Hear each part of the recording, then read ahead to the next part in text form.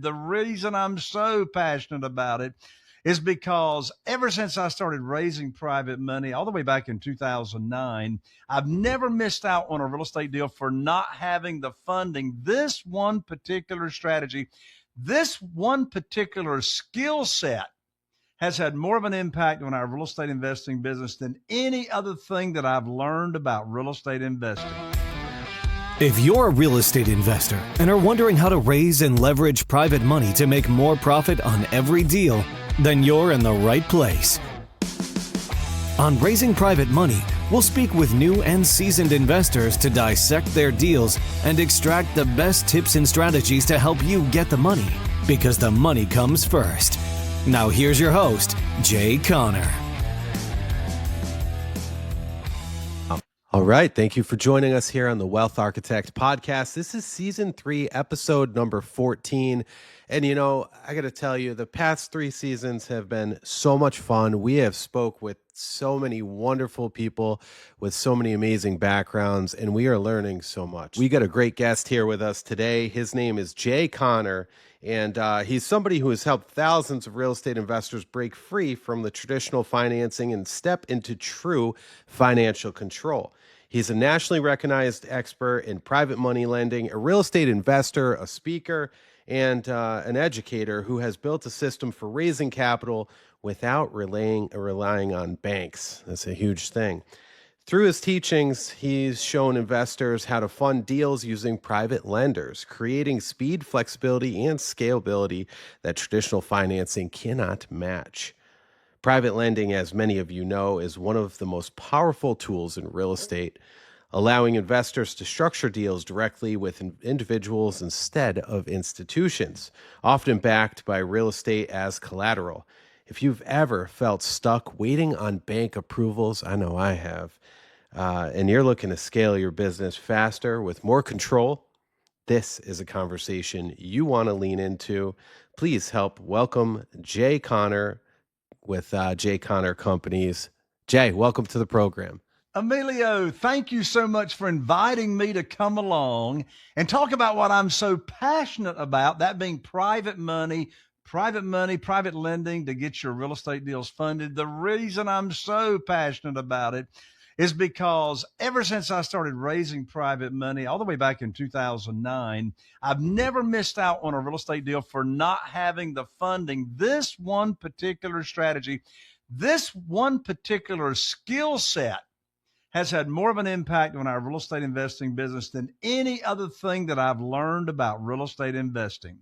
Oh, I love that. You know, it's such an important topic. And as an investor myself, as somebody who's flipped homes, building houses, I always leverage private equity, but I do it from a private, like a hard money lender, a known lender.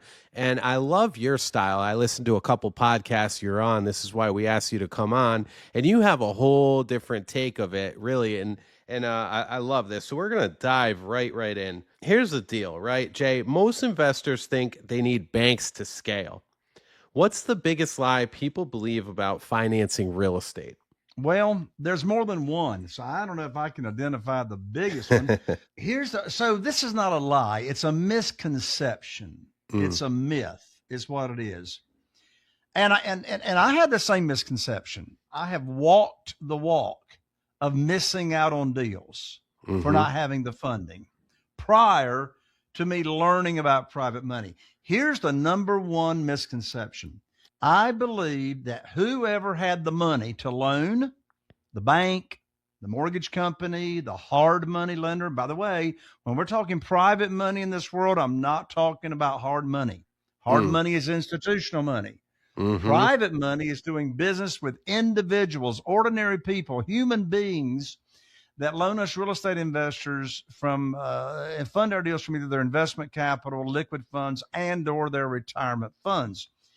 I believe that whoever loaned the money, I believed whoever loaned the money made the rules. I believe that whoever loaned the money did the underwriting. They set the terms. They set the interest rate. They set the length of the note. They set the maximum loan to value. They set the frequency of payments. All that. That's what I believed. because that's all I knew for many, many years.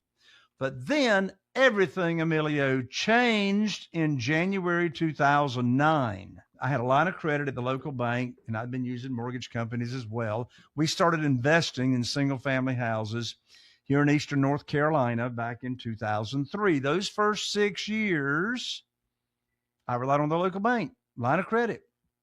And I had 2 houses under contract in January 2009 to purchase. And I called up my banker, told him the funding required. He had funded a ton of deals for me those first 6 years. And listen, Emilio, I learned like that on that phone call that my line of credit had been closed with no notice to me. My banker's name was Steve. I said, Steve, what in the world are you telling me? My line of credit is closed. We've been doing a ton of deals, 6 years, never late on payments, got a perfect credit score. What's the problem? And Steve said to me over the phone, he said, Jay, don't you know there's a global financial crisis going on right now? I said, no, Steve, I don't know anything about that, but you just gave me a financial crisis. I don't have a way to fund these 2 deals. So I was cut off with no notice. And my definition of coincidence is God's way of staying anonymous. In less than 2 weeks, I learned about this world of private money. I was able to raise $2,150,000 without asking anybody for money within those next 90 days. And since that time, I've never missed out on a deal for not having the funding. So here's why I bring up the myth, the misconception. When I learned about private money, the first thing that I had to get straight in my head, and people ask me, they say, Jay, I've never raised private money. What's the first thing I need to do? Here's the first thing you need to do if you've never raised money, never been a capital raiser. And the first thing you need to do is own the real estate between your ears. What do I mean by that? Is have the right mindset. So what is the mindset? What is the crucial mindset on raising and attracting private money without ever asking for it? And here's the mindset. No chasing, no begging, no selling, no persuading at all.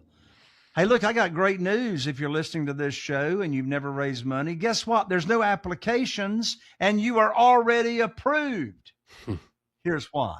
The way I raised my first $2 million, and ever since that time, over $50 million in private money lending, is because the people that loan me money, and I have been so blessed to educate, inspire thousands of other real estate investors to raise private money just like this, is that not one of my private lenders. So over these years, Carol Joy and my wife and I, we've had 47 individuals, human beings, ordinary people, funding our deals. And you know what's interesting, Emilio? Not one of them ever heard about private money, private lending. They never heard of self-directed IRAs and how they can take current retirement funds and move them over to a self-directed IRA company and then loan that money out to us real estate investors. And the interest we pay them is either tax deferred or tax free. And you know how they became our private lenders? Here's how they became our private lenders with the right mindset. What did I do? I put on my teacher hat. And what's my teacher hat say?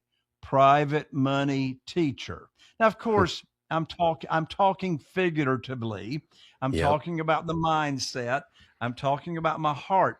So I simply just went about educating ordinary people in my own connections, in my own network, people in my cell phone, people in my social network, people in my professional circle, service people. I mean, you know, who do I give money to every week at the dry cleaners? Who do I buy my cars from? You know, so I just started sharing with people and educating people that had a problem.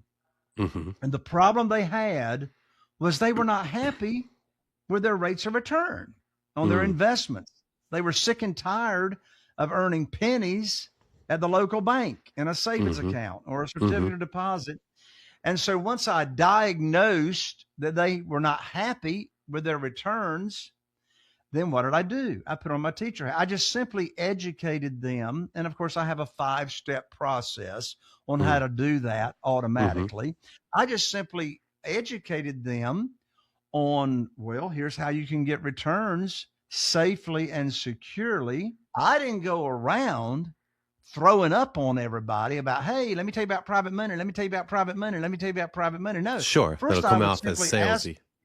Yeah. I'd simply ask a simple question. I said, like, by the way, with everything going on in the markets these days, are you investing in stuff that's giving you high rates of return safely and securely? Are you happy with your investments? And once I diagnose that they're not happy, then I share with them this wonderful world of private money, how they can get high rates of return safely and securely.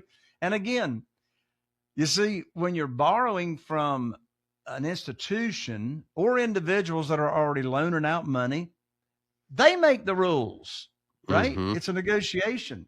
But instead of applying for mortgages or asking or begging and all that stuff, no, I'm offering an opportunity. I love that. I love the opportunity to educate somebody on something like that. And when you look at it like that, it turns it from a sale to an opportunity. And I think that's great. What you just said is so important. Another part of the mindset is having a servant's heart. So you're focusing on them. You're not focusing on yourself. You're focusing on them as to how you can serve them. Zig Ziglar says you look after enough other people with what they want, you ain't going to have to worry about yourself. So it's all about serving them and giving them an opportunity. And by the way, let me say this while it's on my mind because it's so important. I never pitch a deal. My students, my mastermind members, they never pitch deals. There's no pitching of deals. And the reason we don't pitch deals is because we separate the conversations. So don't miss this. And then I'm going to turn it back to you, Emilio. After all, this is your show. We separate conversations with a potential private lender between offering the opportunity. What's the opportunity? Well, we pay all of our private lenders the same thing. It's regardless of the single family house. So I've been paying my private lenders 8% ever since 2009. And they love it. 8%, that's a whole lot better than you get in the local bank. And with the volatility in the stock market recently, they're sick and tired of that. Oh, yeah. So we share how it works. What's the frequency of payments? How can you get your money back in case of an emergency? How are you protected? We don't borrow unsecured funds. Every private lender gets a promissory note, a deed of trust, or a mortgage. Name them on the insurance policy as the mortgagee. Same protection as the local bank. And then we don't bring up anything about a property until they tell us how much they want to invest. Then we call them up with the good news phone call.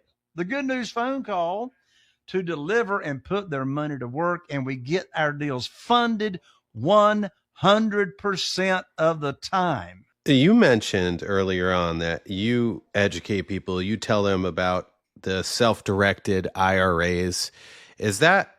Would you say, is that probably the best avenue to go to work out of a SEP? I believe they're called SEPs, right? Well, not necessarily. Now, over half of our private lenders are using their retirement funds to fund our deal, but it depends on the individual's situation. We have some private lenders that are just using liquid capital. We have some private lenders that are using their retirement funds. And how does that work? Well, we introduce them to the self-directed IRA company, also known as a third-party custodian, approved by the IRS, and they'll move their retirement funds, an old 401k collecting dust, et cetera. They'll move their retirement funds over to the self-directed IRA company, no tax consequences, no penalties.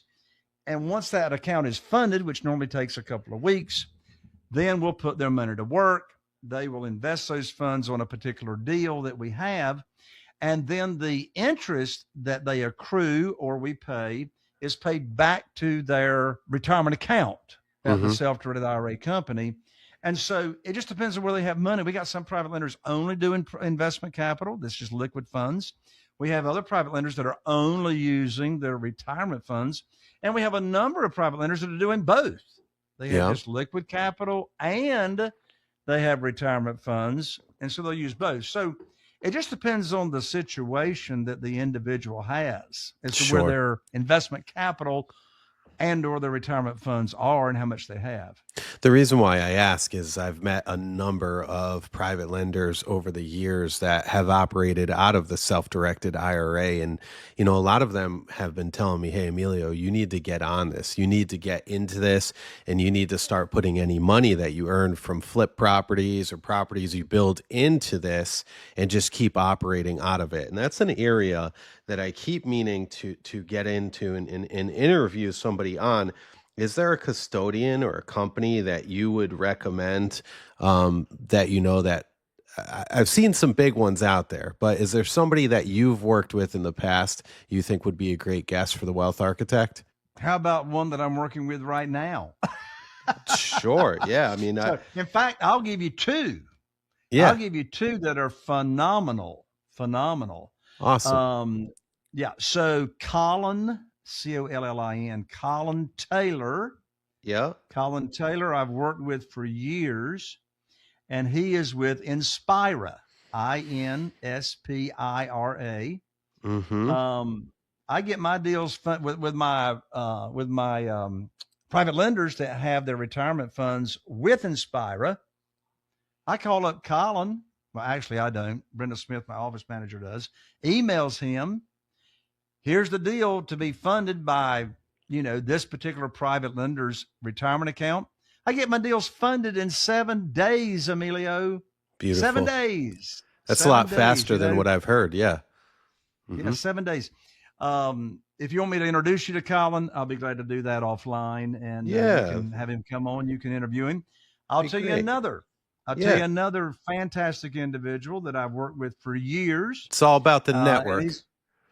It's all about the network, Jake. Absolutely. So his name is Nate, Nate, Hare, Yep. Hare. Yeah. And he is with Directed IRA.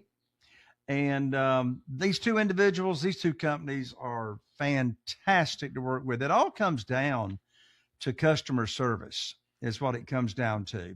Mm-hmm. And, their fees are, comparable. And those are two wonderful recommendations I would give you and your audience to connect with. That's awesome. We'll take them. Appreciate that and any introductions. So I wanted to go back to, the process here. And now you have a potential lender. You got this first conversation that's going. What is that? Like, how do you build trust to get them to say yes? I mean, you ask them that question about, hey, how are you, how's your money working for you? Which is already a pretty hard conversation to have with somebody. I like the way you asked. What's that question? What are you saying? How are you getting them to trust you to now move all of that money over to you? Well, first of all, they already trust me. Mm-hmm. Because you already know them.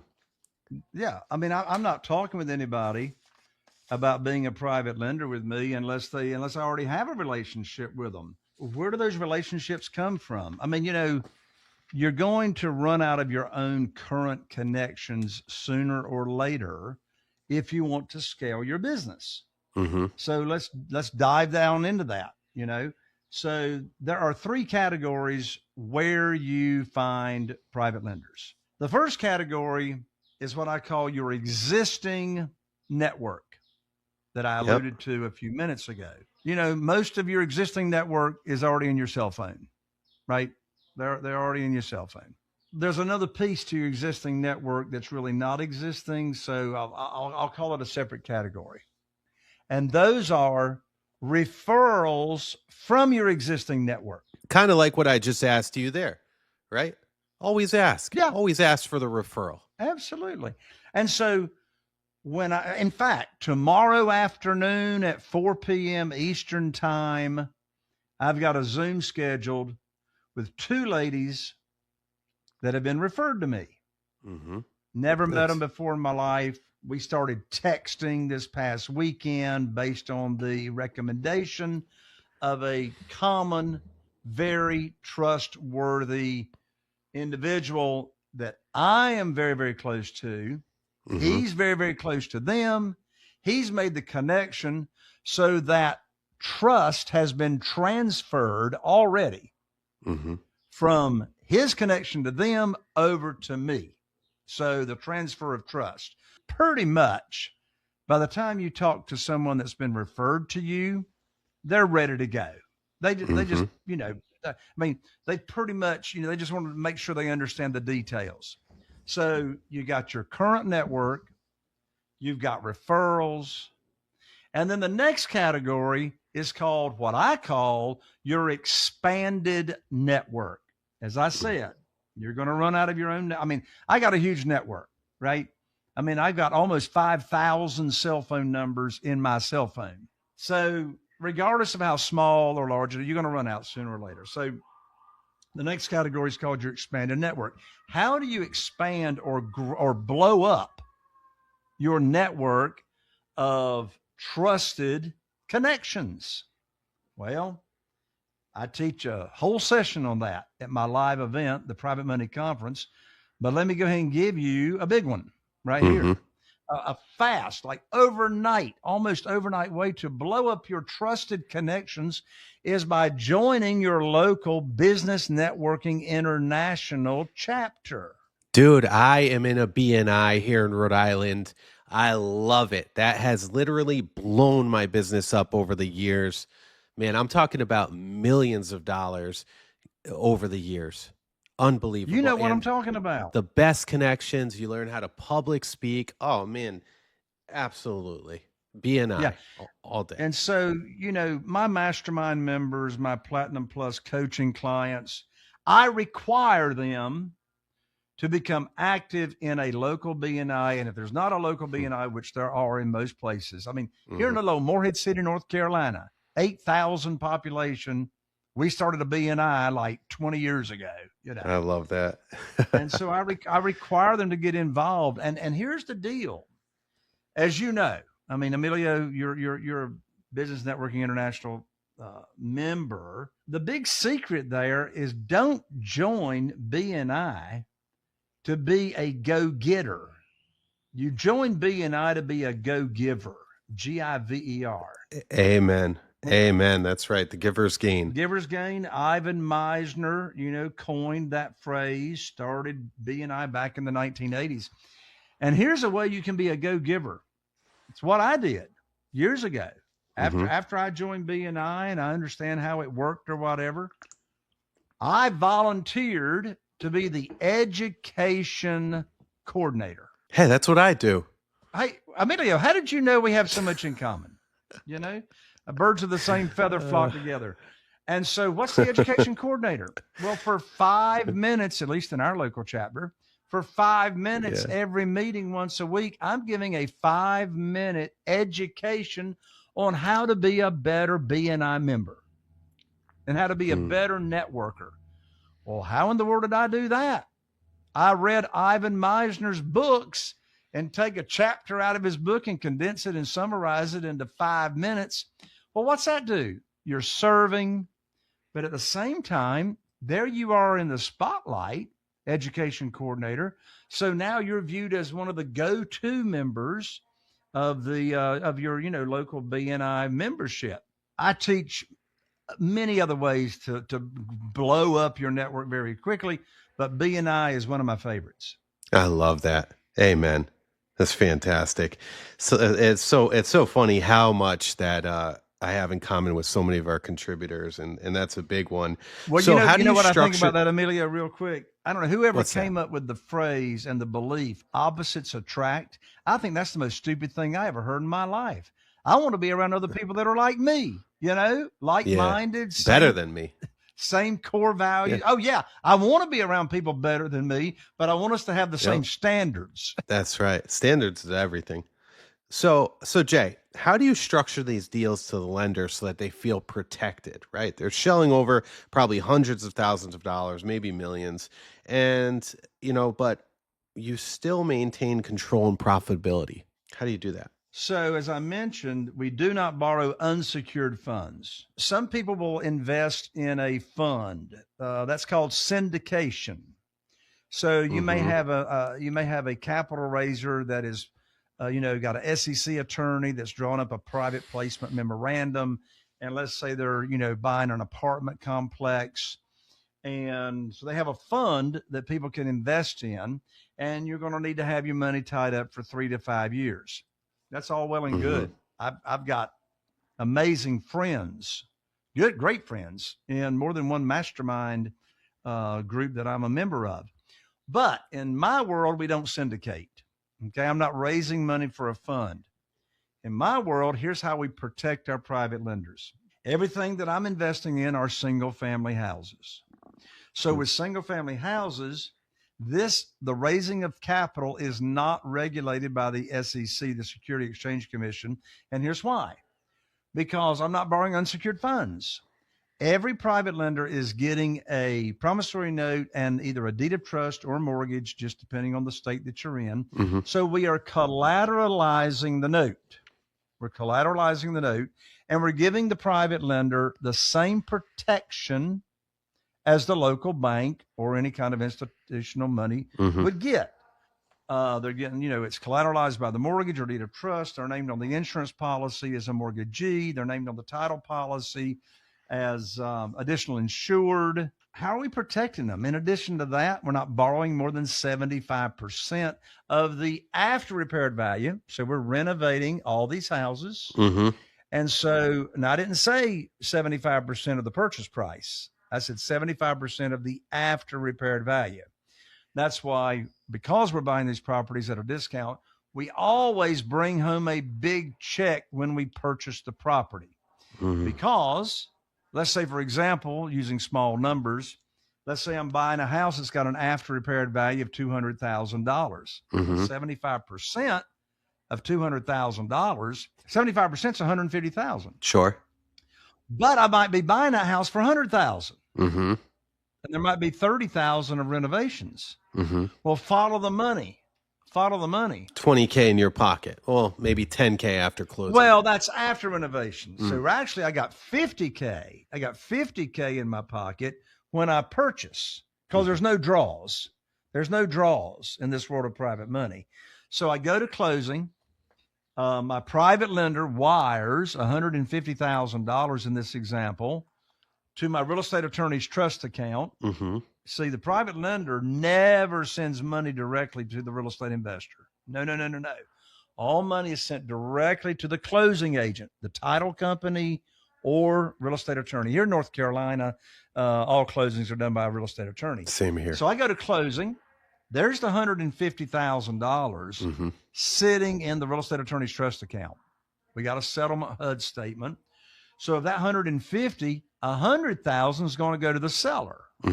In this example, that leaves $50,000, what my real estate attorney's check stub calls excess cash to close. Excess cash to close, minus closing cost, of course.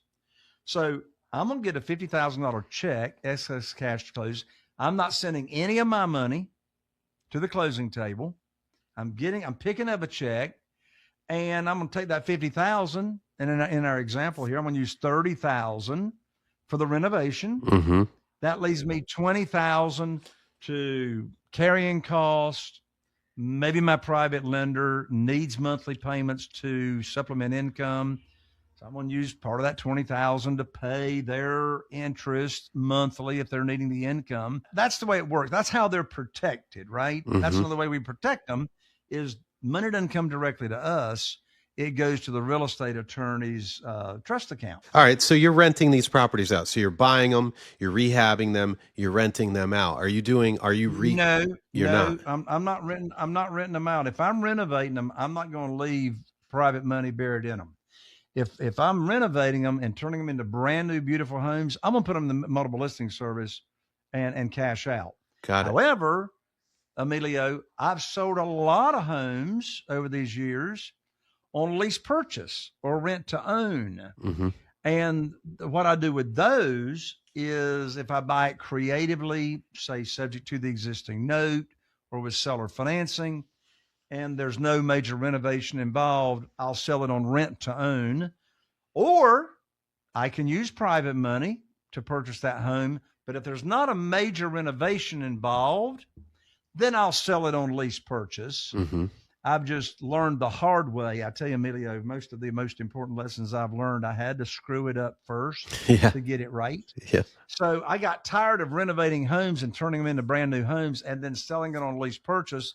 And then if they didn't cash out, I had to go renovate it again. Well, Sure. how many times you got to do that you don't like that? It depends on how you buy it and how much renovation is needed. But in this market, since COVID back in 2020, we've been flipping most of them. Our average profits are $86,000 per flip.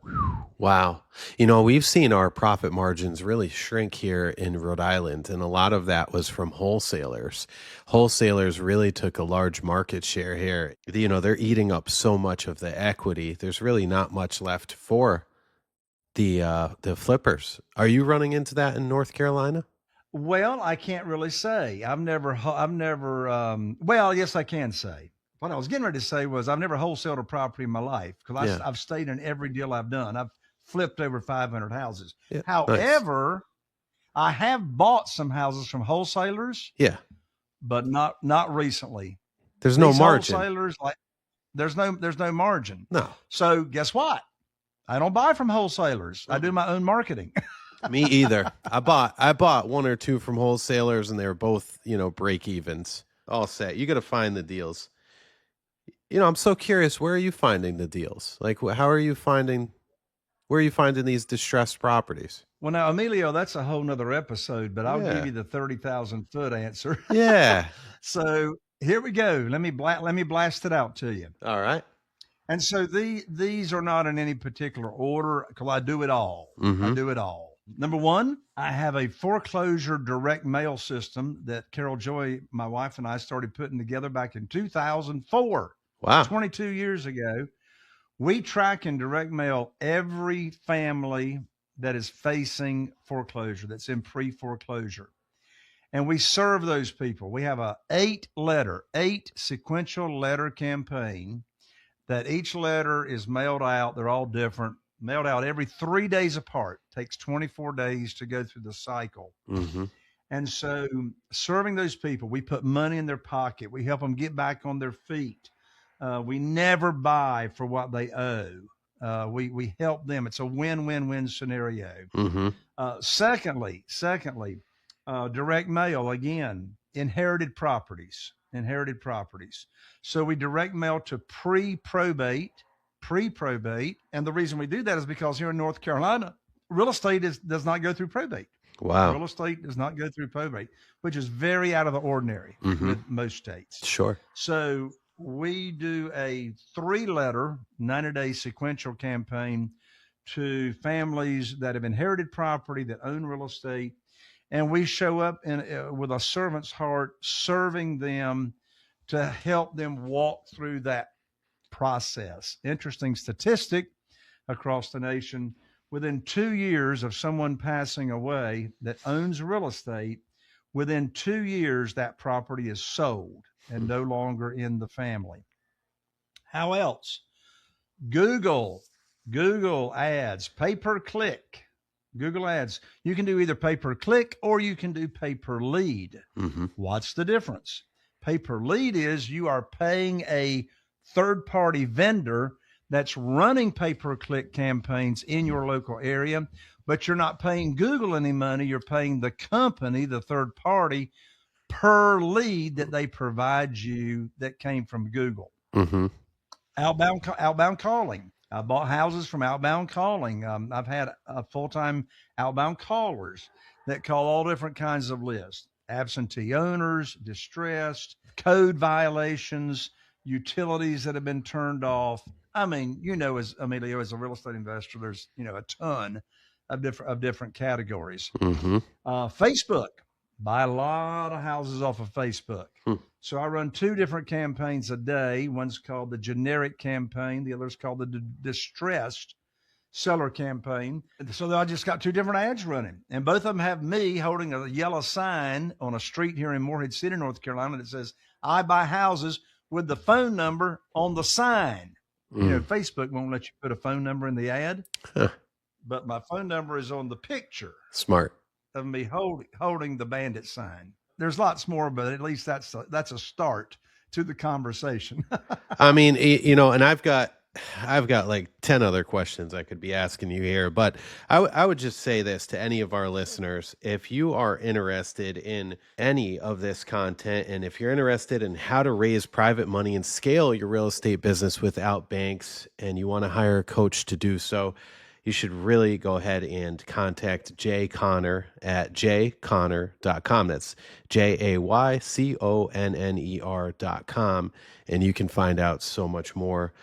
Jay, you know what? We have a section on our website, wealtharchitectradio.com. We call it The Vault. And this is where our contributors, like yourself, can put something of value in there for our listeners. And they can go ahead, go on the website, they enter their email, they enter their name, and then they can download this.